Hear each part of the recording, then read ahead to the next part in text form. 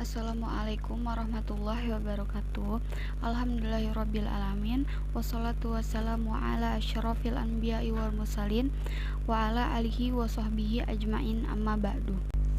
Pertama dan yang paling utama, mari kita panjatkan kehadirat Allah Subhanahu wa taala yang telah memberikan nikmat dan kesempatannya sehingga kita dapat menjalankan tugas kuliah pada pertemuan hari ini. Salawat serta salam mari kita panjatkan kepada baginda Nabi besar Muhammad Sallallahu Alaihi Wasallam yang telah membawa kita dari zaman zahiliyah menuju zaman yang penuh ilmu pengetahuan yang seperti sekarang ini. Kepada yang terhormat Bapak As'ad STHI MPD selaku dosen mata kuliah agama Islam. Perkenalkan, saya Nurahmatika dari kelas S1B ingin menjelaskan tentang 4 materi yang akan saya jelaskan nantinya. Yang pertama menjelaskan tentang akhlak. Lalu yang kedua menjelaskan tentang sumber-sumber ajaran agama Islam. Lalu yang ketiga menjelaskan tentang toleransi antara umat beragama. Lalu yang keempat menjelaskan tentang sistem politik di Indonesia. Baik, di sini saya akan menjelaskan tentang pengertian akhlak. Secara etimologis atau logatan, akhlak itu berasal dari bahasa Arab yaitu akhlaq. Akhlak itu adalah bentuk jamak dari kata khuluq yang artinya budi pekerti, tingkah laku, perangai, atau tabiat. Kata akhlak juga berasal dari kata khalaqa yang artinya menciptakan. Seakar dengan kata khaliq artinya pencipta, makhluk yang diciptakan, dan khalqa penciptaan. Profesor Dr. Yunahar Ilyas menjelaskan bahwa kesamaan akar kata di atas itu mengisyaratkan bahwa dalam akhlak tercakup pengertian terciptanya keterpaduan antara kehendak khalik dengan perilaku makhluk.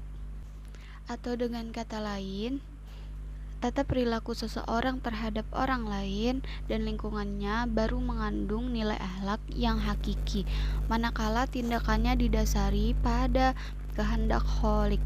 Dari pengertian etimologis seperti ini, akhlak bukan saja merupakan tata cara atau tata aturan atau norma perilaku yang mengatur hubungan antara sesama manusia, tetapi norma yang mengatur hubungan antara manusia dengan manusia lain atau manusia dengan lingkungannya atau bahkan dengan alam semesta sekalipun adalah Tuhan yang Maha Kuasa.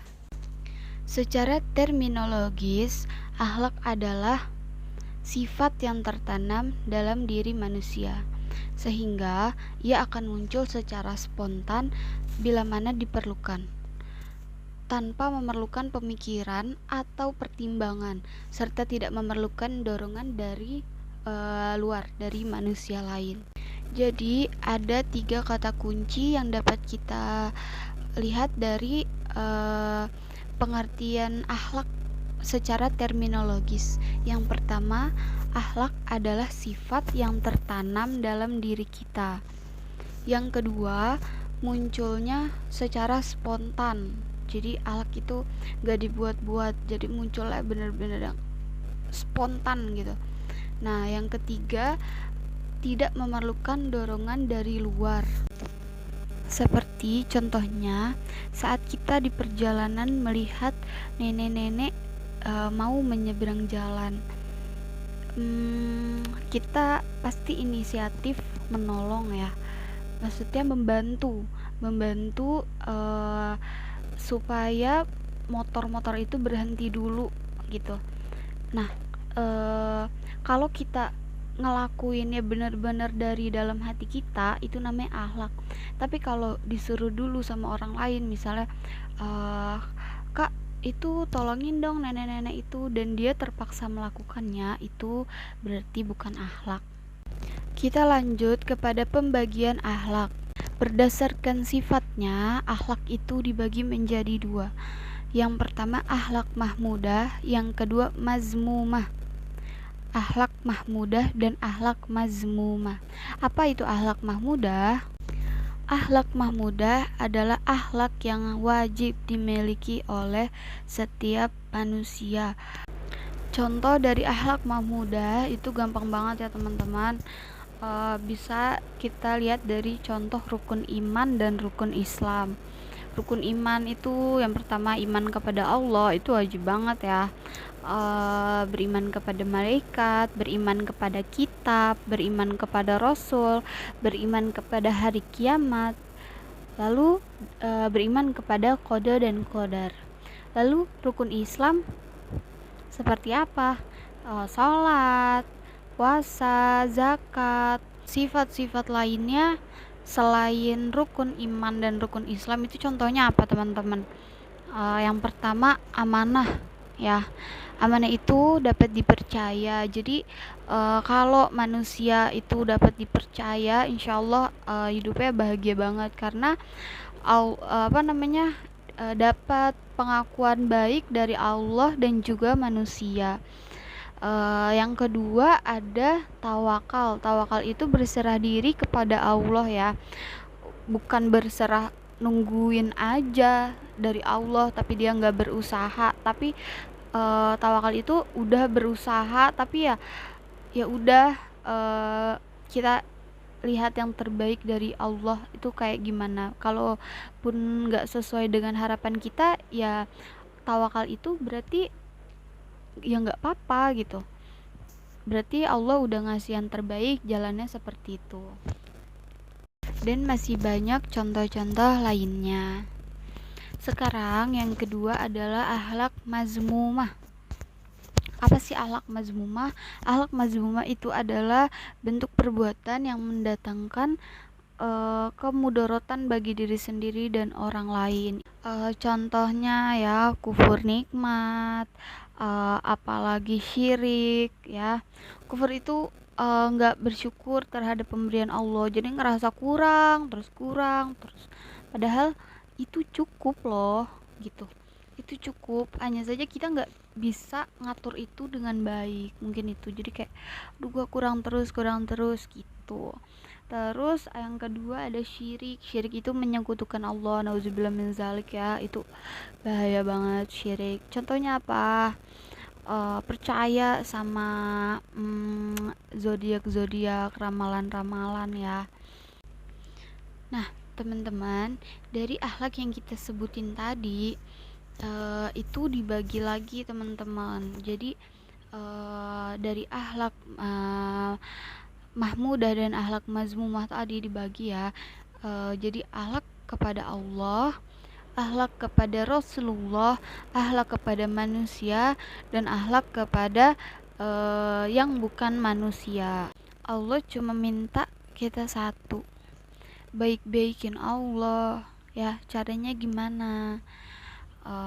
Menyembah Allah, menjalankan segala perintah Allah, menjauhkan segala larangannya. Contohnya apa? Itu tadi akhlak mahmudah itu kita dekati, akhlak mazmumah kita kita jauhkan gitu. Oke? Yang kedua adalah akhlak kepada Rasulullah. Rasulullah itu adalah junjungan kita ya teman-teman. Nabi Muhammad SAW itu adalah junjungan kita. Jadi sifat beliau itu wajib kita ikuti karena sifat Rasulullah itu mengandung hal-hal kebaikan, gak ada hal-hal keburukan. Kita belajar dari semuanya dari Rasulullah. Jadi jangan lupa bersolawat kepada Rasulullah, terus jangan lupa menjalankan sunnahnya. Lanjut yang ketiga ada akhlak kepada manusia. Jadi akhlak kepada manusia itu dibagi menjadi dua. Ada akhlak kepada diri sendiri, ada akhlak kepada orang lain. Jadi akhlak kepada diri sendiri itu uh, apa namanya uh, penerapannya gimana sih?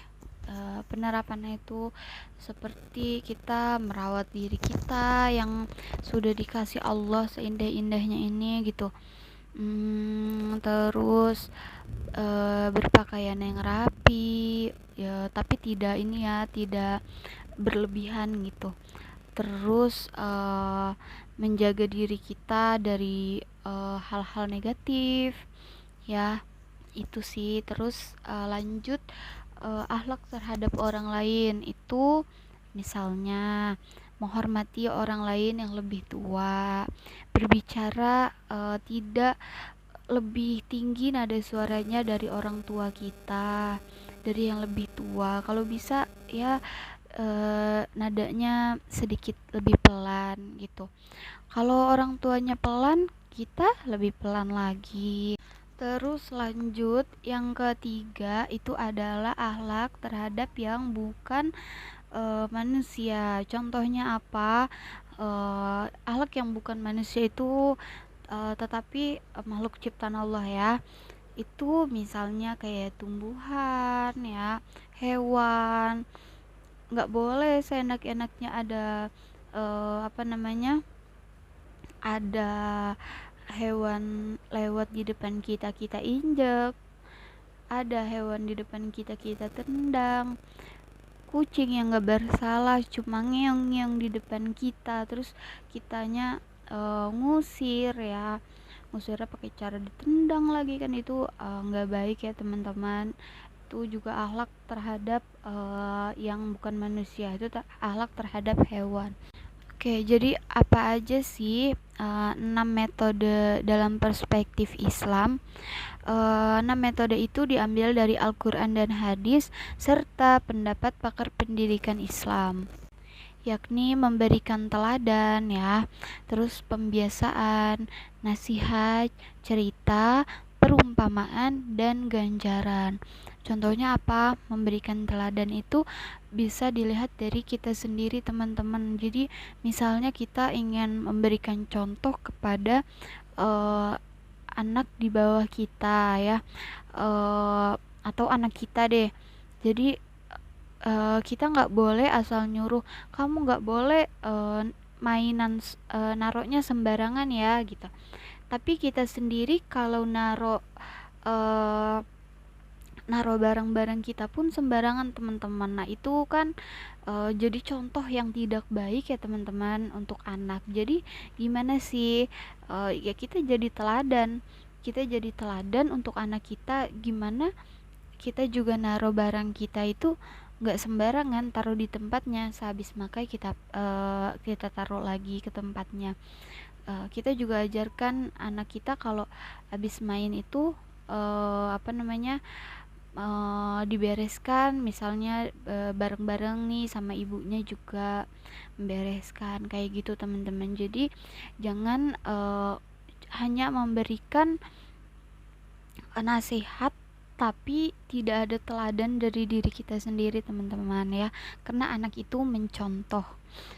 Lanjut di pembiasaan, jadi yaitu kita harus biasain anak kita bangun pagi misalnya ya, untuk sholat subuh itu dibiasain. Jadi walaupun awal-awal karena terpaksa, tapi lama-lama dia jadi apa namanya, waktunya gitu, jadi ini kebiasaannya gitu. Kebiasaan kita juga beresin mainan kan, awal-awal mungkin berat, tapi kalau udah jadi pembiasaan, udah jadi kebiasaan dia, yaitu bakal jadi ringan sih menurut anak itu gitu.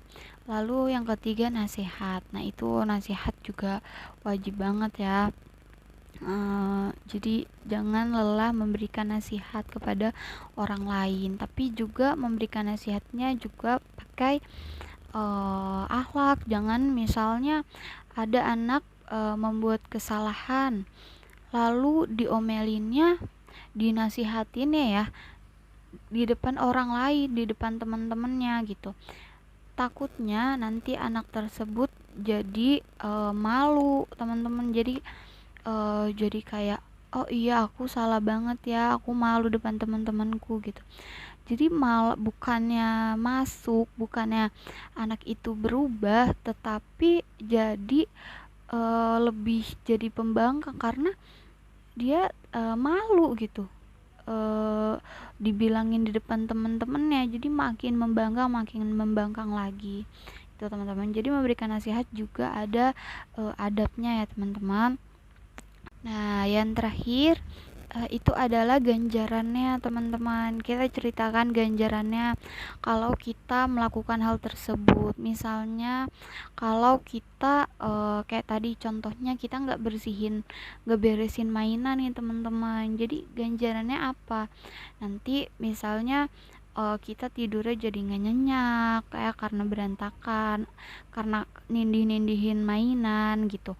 Lanjut materi yang kedua, yaitu tentang sumber-sumber ajaran agama Islam. Apa aja sih teman-teman sumber-sumber ajaran agama Islam? Yang pertama ada Al-Quran. Teman-teman, untuk pengertian Al-Quran sendiri, kata Al-Quran yang secara harfiah berarti bacaan sempurna.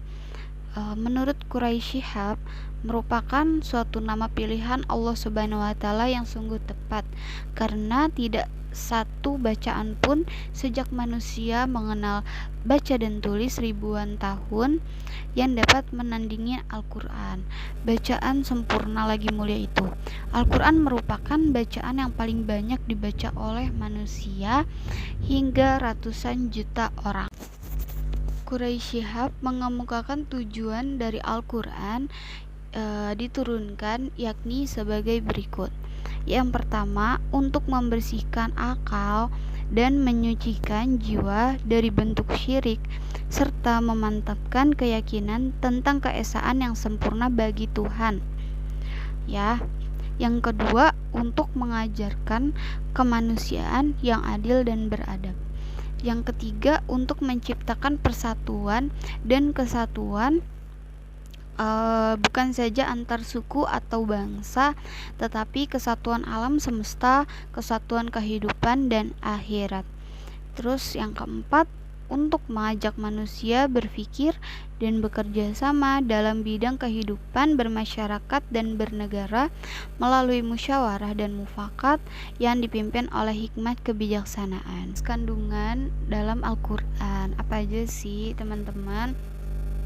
Jadi isi kandungan Al-Quran itu pada garis besarnya memuat akidah, syariah. Apa aja sih isi kandungan dalam Al-Quran? Pada garis besarnya Al-Quran memuat antara lain akidah, syariah, akhlak, kisah-kisah masa lampau, berita-berita yang akan datang, dan pengetahuan-pengetahuan ilahi penting lainnya. Nah teman-teman, kitab suci Al-Quran itu diturunkan secara berangsur-angsur. Kepada siapa? Kepada Nabi Muhammad Sallallahu Alaihi Wasallam selama lebih kurang 23 tahun lamanya. Terbagi juga dalam surat-surat yang semuanya berjumlah 114 dengan panjang yang relatif berbeda-beda ya teman-teman. Pembahasan selanjutnya adalah tentang sunnah dan hadis. Sunnah dan hadis, pengertiannya menurut bahasa, hadis memiliki arti jadid, lawan qadim atau baru, qorib atau dekat, dan khabar atau warta. Allah Subhanahu wa taala berfirman, maka hendaklah mereka mendatangkan suatu kabar yang sepertinya jika mereka orang yang benar. Quran surat At-Tur ayat 34.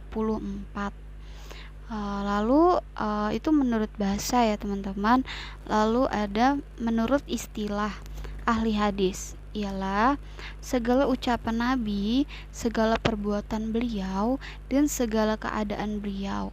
Selanjutnya, hadis menurut ahli usul ialah selanjutnya segala perbuatan dan segala takrir Nabi yang bersangkut paut dengan hukum. Sedangkan menurut terminologi ialah segala sesuatu yang disandarkan kepada Nabi, baik perkataan, perbuatan, dan ketetapan. Lalu ada pengertian sunnah. Menurut istilah ahli usul fiqh ialah segala sesuatu yang dinukilkan dari Nabi Shallallahu Alaihi Wasallam, baik perkataan maupun perbuatan ataupun takrir yang mempunyai hubungan dengan hukum. Nah, teman-teman, pembagian sunnah itu ada 3. Apa aja sih? Yang pertama ada sunnah qauliyah. Yang kedua ada sunnah fi'liyah. Yang ketiga ada sunnah takririyah. Apa sih sunnah qauliyah itu? Sunnah qauliyah adalah perkataan. Jadi segala perkataan Rasulullah itu misalnya niat-niat beliau itu namanya sunnah qauliyah. Contohnya, segala amal itu mengikuti niat ya, yaitu niat orang yang meniatkannya. Lalu yang kedua ada sunnah fi'liyah. Gimana sih contohnya? Cara mendirikan sholat, amalan-amalan puasa, terus adab-adab puasa juga ya, amalan-amalan haji, terus memutuskan perkara berdasarkan saksi dan sumpah. Lalu yang ketiga ada sunnah takririyah. Apa sih sunnah takririyah? Yaitu membenarkan atau tidak mengingkari sesuatu yang diperkuat oleh seorang sahabat atau diberitahukan kepada beliau, lalu tidak menyanggahnya dan tidak menyalahkan segala sesuatu yang telah beliau ridhoi. Lanjut teman-teman, kedudukan hadis sebagai sumber ajaran Islam tidaklah sekuat Al-Quran, mengingat bahwa hukum dalam Al-Quran adalah qat'i, sedangkan hadis adalah zahani, kecuali hadis itu mutawir. Terus selain itu, seluruh ayat Al-Quran harus dijadikan pedoman, sedangkan hadis hanya tertuju pada suatu maksud dan waktu tertentu. Artinya keberlakuannya tidak seuniversal seperti Al-Quran. Lalu berikutnya adalah ijtihad. Ijtihad adalah sebuah usaha yang sungguh-sungguh yang sebenarnya bisa dilakukan oleh siapa aja yang sudah berusaha mencari ilmu untuk memutuskan suatu perkara yang tidak dibahas dalam Al-Quran maupun hadis dengan syarat menggunakan akal sehat dan pertimbangan yang matang. Lalu selanjutnya pembahasan tentang ijtihad. Apa sih ijtihad itu? Ijtihad merupakan pencurahan segenap kesanggupan untuk mendatangkan sesuatu dari berbagai urusan atau perbuatan. Ijtihad berasal dari kata jahada yang artinya berusaha keras atau berusaha sekuat tenaga. Nah, tadi itu ijtihad menurut bahasa. Selanjutnya ada macam-macam ijtihad. Ditinjau dari segi pelakunya, ijtihad dibagi menjadi 2, yaitu ijtihad perorangan dan ijtihad jamak. Lanjut, kedudukan ijtihad. Yang pertama, hasil ijtihad tidak mutlak atau relatif, bisa berubah. Yang kedua, hasil ijtihad tidak berlaku umum. Jadi dia dibatasi oleh tempat, ruang, dan waktu. Yang ketiga, proses ijtihad harus mempertimbangkan motivasi, akibat, dan kemaslahatan umum, ya, atau kemaslahatan umat. Lalu yang keempat, hasil ijtihad tidak boleh berlaku pada persoalan ibadah, ya. Jadi hanya untuk persoalan hukum, tidak untuk persoalan ibadah. Lalu selanjutnya ada metode ijtihad. Yang pertama ada metode kias namanya. Kias artinya reasoning by analogy. Jadi mengukur atau membandingkan atau menimbang dengan membandingkan sesuatu. Nah, ini contohnya ya. Contohnya itu pada zaman Nabi belum ada persoalan padi. Jadi dengan demikian diperlakukan ijtihad dengan jalan kias dalam menentukan zakat. Jadi untuk mengukurnya ya teman-teman. Jadi dibandingkan dengan sesuatu dengan benda lain. Lalu yang kedua ada ijma dan konsensus. Kata ijma berasal dari kata jam'un yang artinya menghimpun atau mengumpulkan. Ya, ijma mempunyai dua makna, yaitu menyusun dan mengatur suatu hal yang tidak teratur. Lalu yang ketiga ada ijtihad ihtisan namanya. Ihtisan artinya preference. Makna aslinya ialah menganggap baik suatu barang atau menyukai barang itu. Ya, jadi terus juga menurut terminologi para ahli hukum berarti menjelaskan keputusan pribadi yang tidak didasarkan atas kias, melainkan didasarkan atas kepentingan umum atau kepentingan keadilan. Contohnya itu peristiwa Umar bin Khattab yang tidak melakukan hukum potong tangan kepada pencuri pada masa paceklik. Lalu yang keempat ada maslahat al-mursalat, artinya keputusan yang berdasarkan guna dan manfaat sesuai dengan tujuan hukum syara. Kepentingan umum yang menjadi dasar pertimbangan maslahat al-mursalat ialah menolak mafsadat atau mengambil suatu manfaat dari suatu peristiwa. Contohnya khamr dan judi. Teman-teman, dalam penentuan nas khamr dan judi itu ada manfaatnya bagi manusia. Manfaatnya apa? Bisa menghangatkan ya enggak teman-teman. Tapi bahayanya atau mudorotnya justru lebih besar daripada manfaatnya. Oke teman-teman, kita lanjut materi ketiga, yaitu tentang toleransi. Teman-teman, toleransi itu adalah suatu sikap saling menghargai, menghormati antar kelompok atau antar individu, baik itu dalam masyarakat ataupun dalam ruang lingkup yang lain. Indonesia adalah negara kesatuan dan beragam suku, agama, dan budaya. Namun masih banyak perseteruan akibat perbedaan, teman-teman. Ya, seperti sering terjadinya rasisme. Nah, rasisme itu kenapa bisa terjadi? Rasisme itu terjadinya itu karena saling mengejek antara satu dengan yang lain. Jadi akhirnya kepanasan jadilah berantem ya, teman-teman. Nah, terus jadi berantem, jadi banyak perpecahan juga. Itu karena awalnya itu hanya satu orang dengan satu orang yang lainnya. Terus gimana sih biar rasisme itu nggak terjadi? Ya berarti kita harus saling menghargai ya teman-teman, karena Indonesia itu beragam ya, beragam suku, budaya, agama, bangsa. Jadi kalau kita bisa saling menghargai dan menjaga ucapan itu, insya Allah tuh rasisme nggak akan terjadi teman-teman.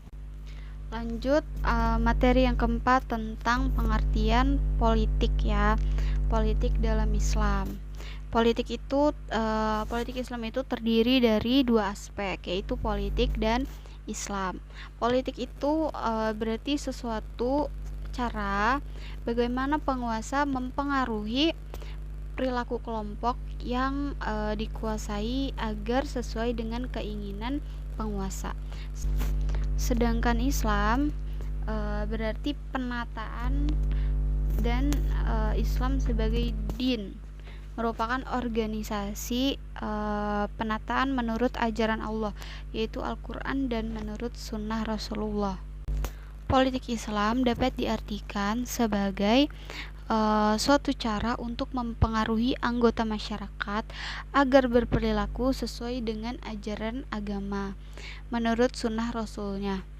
Dalam konsep Islam, kekuasaan tertingginya adalah Allah Subhanahu wa Ta'ala. Ekspresi kekuasaan Allah tertuang dalam Al-Quran menurut sunnah Rasul. Penguasa tidak memiliki kekuasaan yang mutlak. Ia hanya wakil atau khalifah Allah di muka bumi yang berfungsi untuk menegakkan ajaran Allah dalam kehidupan nyata.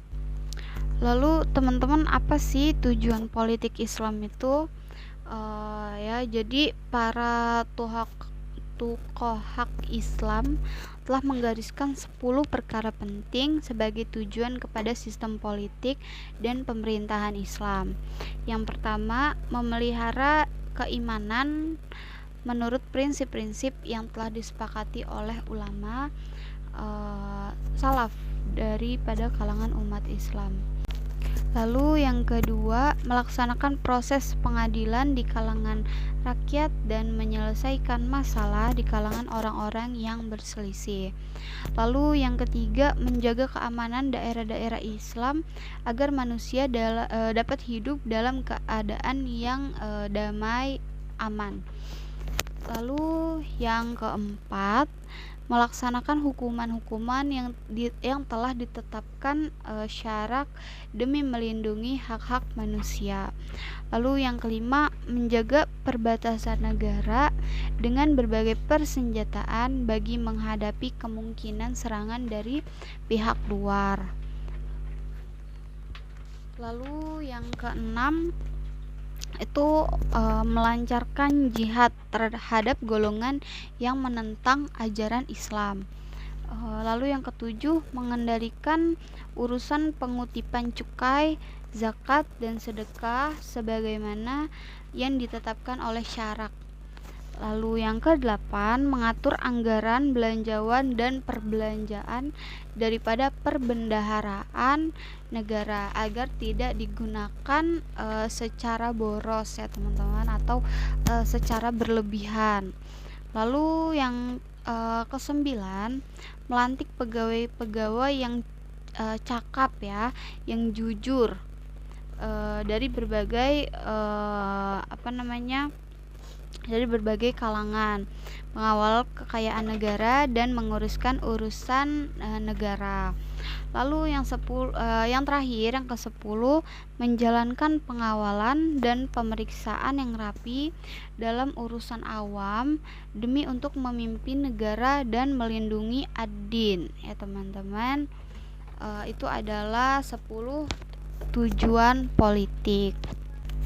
Prinsip politik Islam itu ajaran Al-Quran yang berkenaan dengan politik sesungguhnya telah diterapkan oleh Rasulullah SAW dalam kehidupan sehari-hari. Semenjak Islam lahir dan berada pada puncak kejayaannya setelah hijrah ke Madinah, masyarakat Islam telah memilih sistem negaranya yang berdasarkan pada politik Islam, sebab ada beberapa keistimewaan pada sistem pemerintahan ini yang membedakannya dengan sistem pemerintahan negara lain. Selanjutnya ada prinsip politik Islam. Yang pertama, kedaulatan hukum ilahi. Yang kedua, keadilan di antara manusia. Yang ketiga, persamaan di antara kaum muslimin. Yang keempat, tanggung jawab pemerintah. Yang kelima, musyawarah. Yang keenam, taat dalam kebaikan. Yang ketujuh, dilarang meminta kekuasaan. Yang kedelapan, menegakkan sistem hidup yang islami. Dan yang kesembilan ada amar ma'ruf nahi mungkar. Kita jelaskan satu-satu ya teman-teman. Prinsip hukum Islam di Indonesia yang pertama adalah kedaulatan hukum ilahi. Jadi prinsip dasar yang paling utama dalam negara Islam adalah bahwa sang penguasa itu hanyalah Allah Subhanahu wa taala. Sedangkan pemimpin kaum muslimin pada hakikatnya adalah khalifah atau seorang pemimpin yang tidak mutlak semata-mata hanya sebagai pengendali suatu kebijakan, tetapi juga bertindak sesuai hukum Islam yang bersumber pada kitab-kitab Allah dan sunnah Rasulullah. Inilah prinsip dasar yang telah disebutkan dalam beberapa ayat dalam Al-Quran, seperti surat An-Nisa ayat 59, 64, 65, 80, 105. Lalu surat Al-Maidah ayat 44, 45, 47 dan masih banyak lagi. Lalu yang kedua, ada keadilan di antara manusia. Prinsip kedua yang paling mendasar dalam membangun sebuah negara adalah adanya kesamaan kedudukan masyarakat di hadapan hukum Allah, dan mereka harus melaksanakan hukum tersebut. Derajat mereka sama, baik itu dari kalangan rendah maupun kalangan atas, teman-teman. Sebagaimana perintah Allah Subhanahu wa taala kepada Nabi Muhammad SAW dalam surat Asy-Syura ayat 1 ayat 15, dan aku diperintahkan supaya berlaku adil di antara kamu. Lalu selanjutnya ada persamaan di antara kaum muslimin. Kesamaan ini berlaku bagi semua umat muslim yang ada di dalam negara Islam tersebut, bahwa semua umat Islam mempunyai hak yang sama tanpa memandang warna kulit, ras, bahasa maupun daerah. Tidak ada keistimewaan bagi seorang pun ya teman-teman, atau kelompok manapun di dalam memperoleh hak ataupun kedudukan. Lalu selanjutnya tanggung jawab pemerintah. Pemerintah termasuk kekuasaannya dan kekayaannya merupakan amanat dari Allah Subhanahu wa taala. Dan umat Islam di mana perwakilannya harus diserahkan kepada orang yang takut kepada Allah ya, teman-teman, adil dan beriman. Maka tidak berhak bagi seorang pun untuk menjalankan amanah ini dengan cara yang tidak benar, apalagi tujuan pribadi. Selanjutnya ada musyawarah. Semua kalangan masyarakat termasuk pemerintah harus terlibat dalam pengambilan sebuah hukum. Pengambilan hukum tersebut dilakukan dengan cara musyawarah, diputuskan sesuai dengan pendapat ya, serta aspirasi kaum muslimin. Khalifah Umar radhiyallahu an pernah berkata, barang siapa yang meminta kepemimpinan untuk dirinya atau orang lain tanpa bermusyawarah dengan kaum muslimin lainnya, maka boleh bagimu untuk memeranginya. Serem banget ya teman-teman. Lalu selanjutnya taat dalam kebaikan. Prinsip keenam adalah wajib menaati pemerintah hanya dengan kebaikan saja ya, sedangkan dalam kemaksiatan tidak. Hal ini bermakna apabila ada suatu perintah dari pemimpin kepada rakyatnya, maka wajib untuk ditaati selama itu sesuai dengan undang-undang syariah. Sebaiknya jika itu bertentangan dengan syariah atau dengan kebaikan, maka hukumnya tidak wajib untuk melaksanakannya. Selanjutnya dilarang minta kekuasaan. Seorang yang minta suatu jabatan pemerintahan secara umum dan meminta kekhalifahan secara khusus, sedangkan ia berusaha keras untuk mendapatkannya, maka dia adalah orang yang paling sedikit kebaikannya, teman-teman. Allah berfirman dalam surat Al-Qasas ayat 83, negeri akhirat itu kami jadikan untuk orang-orang yang tidak ingin menyombongkan diri dan berbuat kerusakan di muka bumi, dan kesudahan yang baik itu adalah orang-orang yang bertakwa. takwa. Lanjut, menegakkan sistem hidup yang islami, teman-teman. Kewajiban pertama yang diberikan kepada seorang pemimpin dan jajarannya dalam negara Islam adalah menegakkan sistem hidup yang islami dengan seutuhnya, tanpa adanya pengurangan ataupun penggantian. Dia harus memerintahkan untuk berbuat yang ma'ruf, menyebarkan kebaikan dan mempertahankan kebaikan itu, mencegah berbuat yang mungkar, serta membinasakan keburukan dan kerusakan. Lalu selanjutnya ada amar ma'ruf nahi mungkar. Prinsip terakhir yang harus ada agar negara Islam berjalan dengan baik adalah setiap anggota masyarakat Islam berhak, bahkan wajib untuk mengatakan kalimat yang hak, memerintahkan untuk berbuat yang ma'ruf, menegakkan kebaikan sesuai dengan kemampuan masing-masing, melarang dan mencegah berbuat yang mungkar, serta memberikan hukuman kepada pelaku kebatilan. Hal ini terdapat dalam firman Allah Subhanahu wa taala, dan tolong menolonglah kamu dalam mengerjakan kebajikan dan takwa, dan jangan tolong menolong dalam berbuat dosa dan pelanggaran. Itu ada di dalam surat Al-Maidah ayat 2.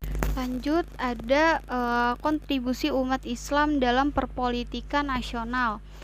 Islam dan negara adalah dua hal yang tidak bisa dipisahkan. Oleh karenanya, ta'ayal umat Islam walaupun jatuh bangun senantiasa interest terhadap dunia perpolitikan. Melalui politik, umat Islam hendak meraih kekuasaan, tapi bukan untuk kekuasaan itu sendiri.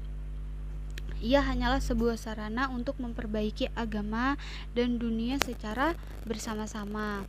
Karena tanpa itu, ajaran-ajaran Islam yang universal ini akan terus pincang, teman-teman.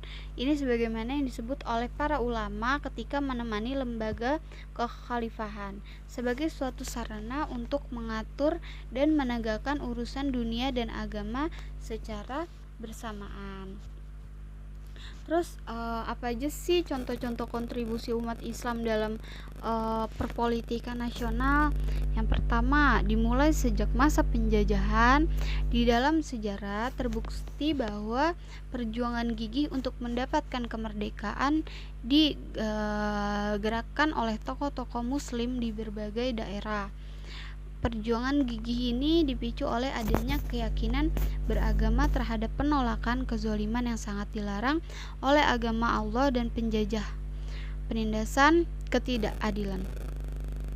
Di antara tokoh muslim pada era itu adalah yang pertama Tuanku Imam Bonjol, yang kedua Pangeran Diponegoro, yang ketiga Tuanku Nan Ranca, yang ketiga Pangeran Diponegoro, yang keempat Sultan Baharudin, lalu dan yang lain-lainnya. Dalam fase kemerdekaan, tokoh-tokoh muslim berperan aktif dalam menetapkan dasar-dasar ideologi dalam berbangsa dan bernegara. Lahirnya Pancasila dan Undang-Undang Dasar 1945 merupakan refleksi dari nilai-nilai ajaran Islam dalam kehidupan berbangsa di Indonesia. Nah, teman-teman, yang barusan kita dengarkan adalah penjelasan tentang ilmu politik di dalam Islam, teman-teman. Ya, jadi Islam itu berpolitik itu untuk memajukan ya dan membenahi negara Islam itu ya. Jadi bukan semata-mata karena kekuasaan semata teman-teman.